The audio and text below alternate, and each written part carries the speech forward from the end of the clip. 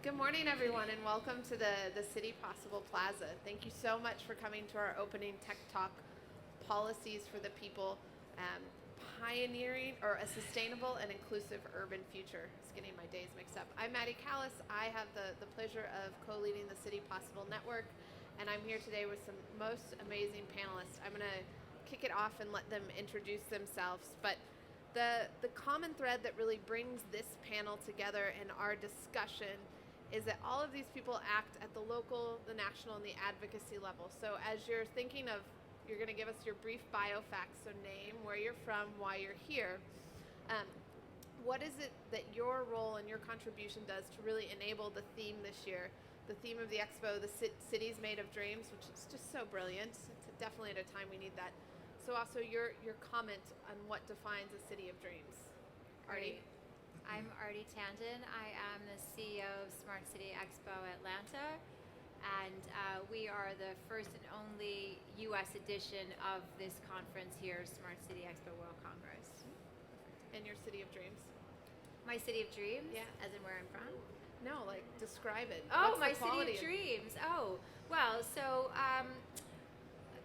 our City of Dreams is really reflected in our conference, and Smart City Expo Atlanta is designed to redefine the term smart, so that we talk about economic mobility and social mobility alongside autonomous vehicles and micromobility.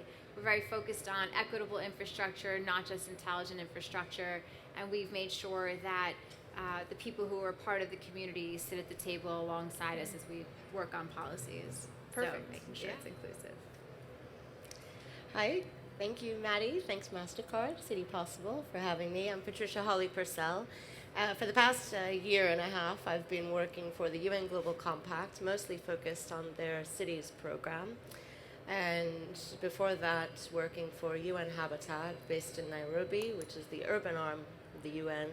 And before that, also in another part of the UN, focusing on city sustainable urban development. So I guess, from the supra, development level, what we see in terms of a city of dreams, we talk a lot, of course, about things like equity, about good urban planning, about some of the, air pollution, some of the transport, the mechanics of a city, things that really make a city sort of work, right?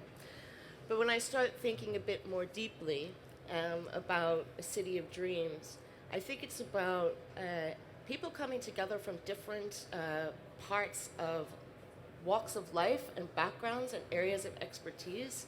And that's, musicians, it's artists, it's actors, it's policymakers, it's just a whole bunch of different people that have access to a city in a way that makes that city vibrant and thrive. Because let's think about it. I mean, why do we live in cities? Why do we move to cities? Why is the world urbanizing?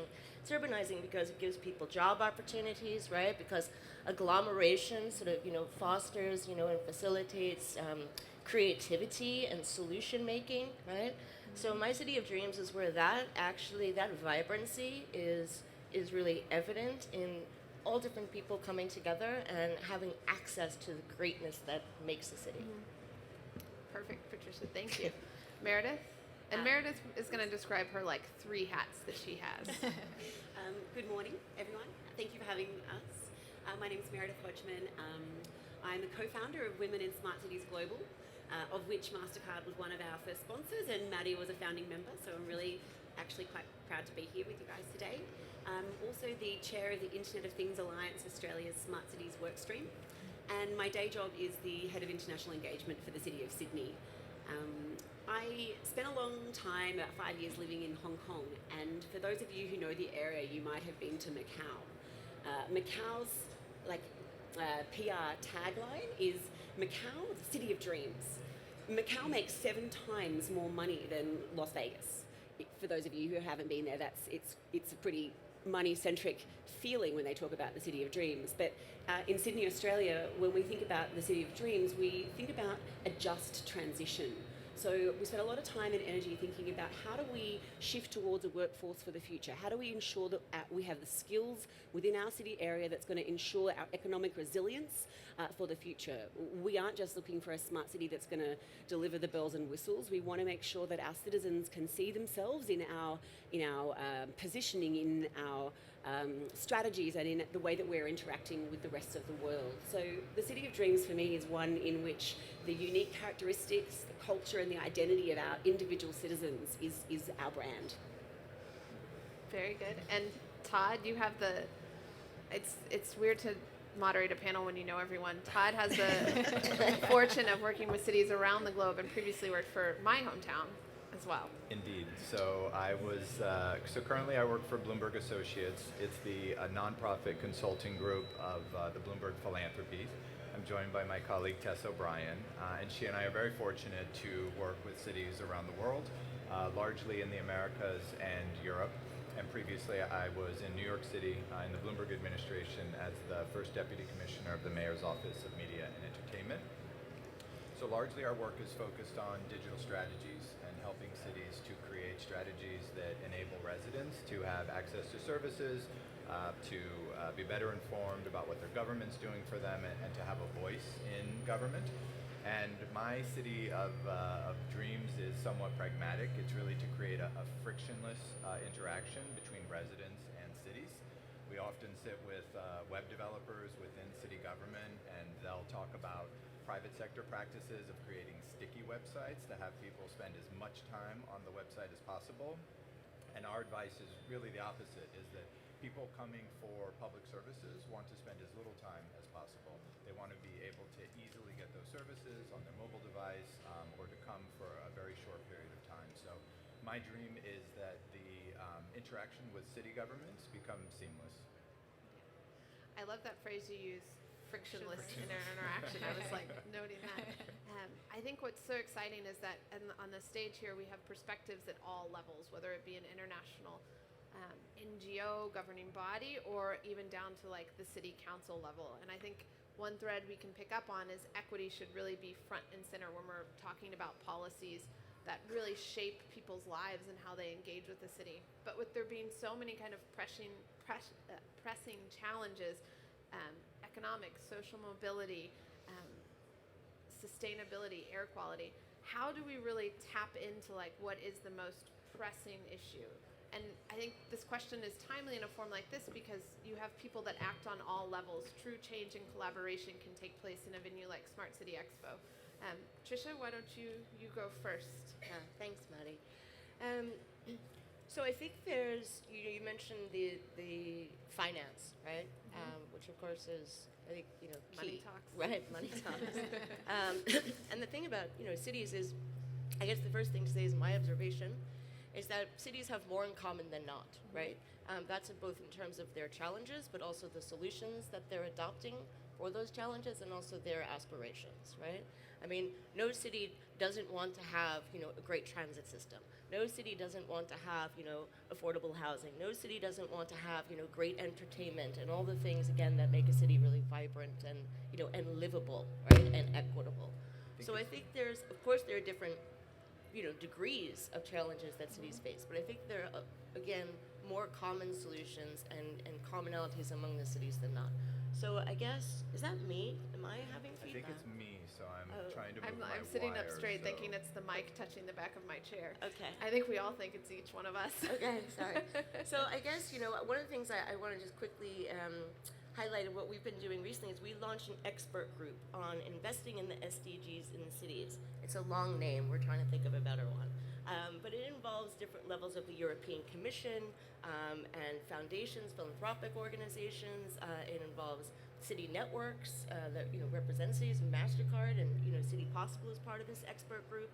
And the goal is really to fast track financial opportunities and investments in cities, both from public and private sector. And how can you actually, we talk a lot about the enabling environment in cities, and of course, governance and all of that is very important. But how do you actually mobilize more of the private level investment to match, public expenditure, right, for goods and services in a city? So broadly, that's what the expert group is about. And we're planning to come together to formally launch as a group during the World Urban Forum in Abu Dhabi in February. where we'll be talking more about the investor prospectus that we're currently working on with a few cities, which will translate a city's plans, sustainable development plans or climate action plans, into the language of an investor. So stay tuned for more information on that. It's very exciting. I think, Todd, I'm going to pass it to you next as another local and international experience level. And I'm sure at Bloomberg Associates you get many questions of, I have all these amazing ideas. How do I finance it? How do I bring everybody together? Which you guys, speaking with cities that work with you all, I know you do that very well. Thank you. Well, we do it through public-private partnerships largely. So we look to, the work that MasterCard and others does is very much enabling cities to be able to have a large set of priorities. I think a lot of mayors will come into office with their own priorities, and most of them realize that they can't accomplish everything. I think a good city manager, mayor, will hire really well for senior positions and give a lot of authority to those teams in order to be effective. In our practice, we've structured Bloomberg Associates in 8 different discipline areas. So everything you might commonly see, with the exception of education and policing, because it's not always in the domain of a mayor. But we have travel and tourism, economic development, media and digital strategies, social services. So really looking at all of the delivery of service that cities typically need, and how can we enable them in our own right through creating capacities internally, but also how can we bridge public-private partnerships in order to make them more effective. But also, mayors are in office for 4 or 5 years, depending on what city and what part of the world you're in. How can those be enabled going into the future for far longer? Very true. So, Meredith, you're up next for the question. So the question is, how are we catalyzing and changing this? Yes, Yeah. and how there's so many challenges, how can we really address them while keeping the people we serve, meaning the residents and citizens, at the center? But I think Todd also brought in another important dynamic of people being also on your team, Right. and really empowering them to do their jobs and serve rather than maybe encounter bureaucratic challenges. So I was coming back to that theme in a bit. But I think from your perspective, especially at Sydney in this question, how do you guys even address what's happening at Sydney and how does it serve the local community versus you're also in charge of advocating for City on an international level. Mm-hmm. So how can that advocacy you're doing come back to actually benefit the people? Yeah, look, to Patricia's point earlier, actually, I feel like there's such a cross-section of challenges across the smart city space, and a large amount of that comes down to translation, whether we're from the transport sector, the energy sector, or critical infrastructure and cybersecurity, etc. These huge big pillars of technical expertise, all trying to collaborate together and all trying to come up with win-win situations or to drive budgets, not necessarily framing things around problems. And there's a big risk in that, and that is about who is at the table making those decisions, who is at the table defining those problems, et cetera, et cetera. And those decisions, who is at that table, defines the outcome.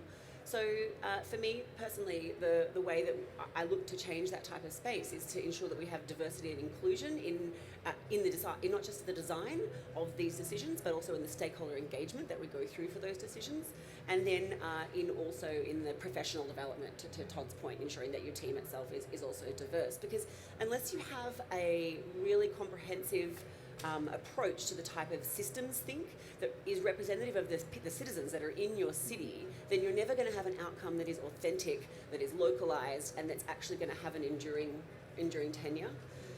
That's one of the sort of founding tenets also behind Women in Smart Cities. So to your point before, or your question before around Sydney particularly, Australia's quite isolated. I mean, I don't even know what time of the day it is in Australia right now. My body probably thinks it's like 2 o'clock in the morning or something to that effect. It's really easy for us not to be as connected as perhaps we would like to be. We work really closely in the Asia-Pacific region with New Zealand, of course, Indonesia. One of our cities, Darwin, is actually closer to Bali in Indonesia than it is to the rest of the cities on the eastern seaboard. So the way that we are trying to grow and trying to catalyze our change is very different to a lot of the conversations that we'll see here in Barcelona, because we're at a very different end of the spectrum in our maturity. We've had some huge leaps and bounds, I would say, over the last 18 months, and that's due in no small part to our international connections, our international networks, and the way that we are learning from platforms just such as this. So learning from platforms such as this is the perfect transition, I think, for you, Artie, to weigh in. I had the pleasure of being at Smart City Expo Atlanta this September, and I will say the conversations and topics you curated were so thoughtful. The speaker list was amazing, and it truly represented, I think, inclusion and diversity on stage and off. So to all the points that Patricia, Meredith, and Todd have made, how can you use an event like this to really bring people together and amplify these messages? Like, what is the catalyst of these large convenings? Yeah. Thank you, Maddie, for those kind words and for your support. We're really proud to say that 70% of our speakers at Smart City Expo Atlanta were people of color, women, or people with disabilities. And we truly can't make cities smart or meet people where they are unless those people are at the table. And it was really, for us, we felt the gravity of the importance of our work when Dr. Martin Luther King's daughter was talking about building compassionate cities and addressing gun violence in our communities and climate change and everything else that is causing marginalization of people. We were really honored to have Ambassador Young and the CIO of Paris. Thank you, Todd, for the work that you're doing with her. And these convenings are important because it's important to share best practices. And for us, I mean, we brought so many people from around the world to just interact at a very human level, which is something that you guys have been very focused on. And I think the other thing that we did was we had 30 young kids, high school kids from the Harvard Diversity Debate Council talking about their vision of a city of the future and their cities of dreams, actually. And I think the convening is important to make sure that we don't constantly live in a siloed world, and that together, we can come up with innovative financing models and really understand carbon capture and all the issues that feel pressing to these communities. Absolutely. I think one of the ways of forward and to make a city of dreams is actually true collaboration between the multiple levels. Meredith, you touched on that a lot, as Sydney being physically separate from the rest of the world. Always in our hearts, though. Sydney's wonderful. If you haven't been, you should definitely check it out. How do you really tap into that power of collaboration to implement at a local level? I mean, that is, for those of you who are just learning about City Possible, that's the whole idea, is that we can go further together. So can you give us a little real life context? Well, the City of Sydney has literally just passed our Smart City Strategy through Council, and we're really excited to start talking about that in the new year. So actually, we've been taking a very ground-up approach to smart cities for the past sort of 2 years or so. It's been far more around focusing on our service delivery and our service enhancements, and really trying to ensure that we have safe cities. And we do that through huge community partnerships. I mean, I would say of the 100% of the programs that we're delivering, at least 80% of those are done through partnered, structured arrangements with our local peak bodies. The City of Sydney itself is quite little. It's got 450,000 residents within it, but we have 1.8 million visitors that come through our local CBD area every day.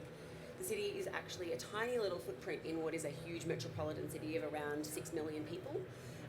So our role in actually ensuring that we've got scalability and interoperability at that metropolitan level is something that we're really passionate about exploring, thinking beyond our boundaries, and we're only at the beginning of our journey there at the moment. So we really look to platforms that help us to aggregate the data that we have, that help us to be able to translate the movement patterns that occur across our city council and at that greater metropolitan area, and that has to be data driven, that has to be insights driven, and it really needs to be presented in a manner that's compelling for our investors and our citizens to be able to understand and access that. Absolutely. I think those are all kind of cores. How do you translate the technology and what we're doing down to the level of like almost daily life impact? Todd and Trisha, I'll let you kind of decide who goes first, but serving both on kind of these international organizations that really help what's done in one city be created in a different, so that we're learning and sharing with each other. What's your role through UN Global Compact, Bloomberg Associates, in making it easier for these cities to kind of go further by almost copy and pasting what's done well? Sure. Okay. One of the So things polite. that, so I think partnerships is very important Yeah. to all of the work that we do. And some of it is large scale, and some of it is working with influencers, with universities, with nonprofit groups on the ground. And so as we start to work in a city, we're generally there for 2+ years. We'll establish those relationships early on, and we really look to make sure it's a very diverse set that's very reflective of the city that we're working in. One of the things we launched a year ago at Smart Cities New York was a product called City Tools, and it's really a booklet that looked at the time at 22 different cities around the world, Sydney being one of them, and looking at what are the tools that they're using for public communications, using digital tools, how are they using things like artificial intelligence and chatbots to enable citizens to learn information about their city. That was a very effective tool for us, one, to build relationships with cities that are sort of outside of our day-to-day, because we tend to work with 4 to 6 cities at a time. But it was a really great way for cities to be able to see examples in the form of case studies and other explanations about what cities had been pioneering, so they wouldn't have to build it from scratch on their own.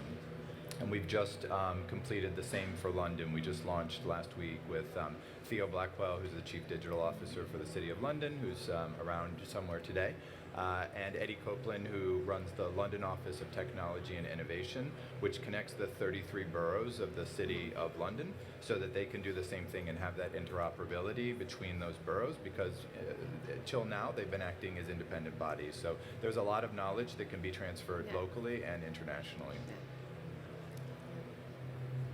I love this this idea of copy and paste, because I think it's absolutely right. As I was saying earlier, there are more common solutions than not for cities to address more common challenges that cities share, right? Than not. So, I mean, just from a municipal perspective, right? You can imagine that, especially in, some cities around the world, they're just overwhelmed, aren't they, right? I mean, there are people like knocking on, the door of the mayor, the city government. I mean, they're stretched, right? They're dealing with like a burst water main, but then they have, super big issues to deal with, like climate change, and jobs, and affordable housing. And so there's like all of these things happening all at once.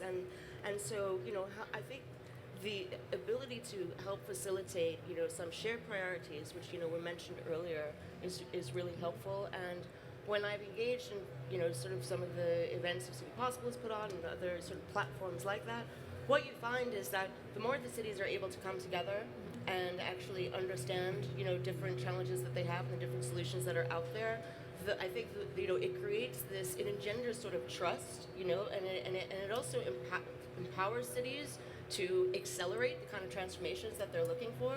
We have this, phrase at the UN, we need to go further faster, right? And we have limited time to achieve, these very ambitious, sustainable development goals and climate goals, and we're just not going to get there unless we go further faster.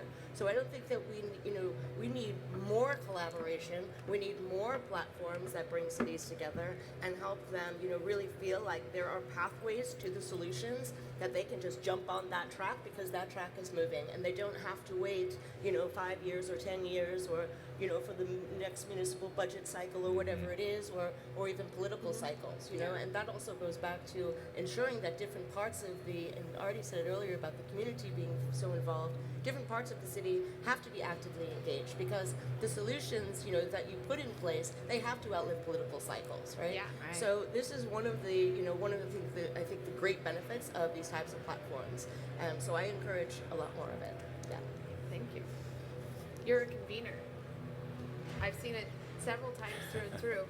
How can you amplify and bring people together? You kind of already answered it, but Well, I think it's exactly what everyone said. I mean, people just don't know what they don't know, and they're trying to address this, the picking up the garbage in their city, and yet they're dealing with, huge issues of refugees and immigration, and it's important for people to be able to see what issues people are dealing with around the world and learn from them, and whether it's copy and paste or scaling, I mean, there is a shared ability to solve these challenges, but we have to be able to make sure that people are, I mean, we ask questions all the time, like, there are energy generating pavements out there and all these great technologies that are being used in universities and stadiums, but why aren't we just putting on a basketball court in the Bronx, right? Like how can we create more equity in our communities? And the more that people learn about what's happening around the world, the more they're better for it. The more you're likely to bring it home.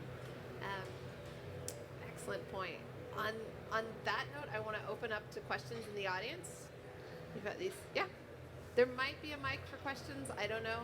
Just if not, just we'll yell.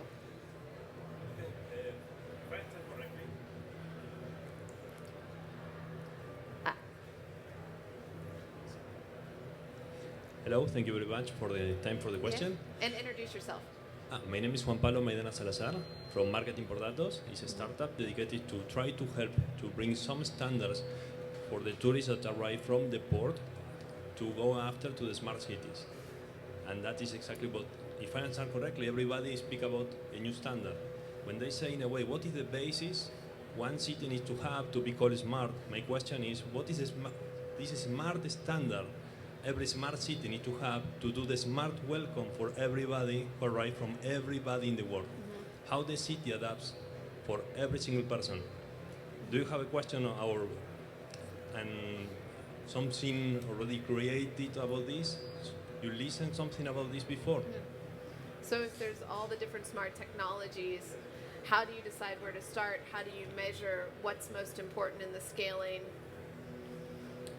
I would put a little bit of challenge back to industry on this. I think one of the problems that we find with standards is that everyone has their own, and a lot of times there's some commercial reason why people have their own standards. So I think within the technology sector, there should be more interoperability, and I think that vendors should really look at how they can best serve city clients to have more open systems. And certainly on the city side, we're always working towards more transparency of data, but I think that interoperability piece has been a real pain point for cities and sharing. Yeah, I would second that. The Internet of Things Alliance Australia spends a lot of time and effort trying to have conversations around standards and interoperability. Our market size is really small, so if people or if vendors are seriously considering Australia, we need to create the type of environment that is seamless across the Asia Pacific and certainly in between cities itself. But the tendency is too frequently that we've been developing standards in individual pillars.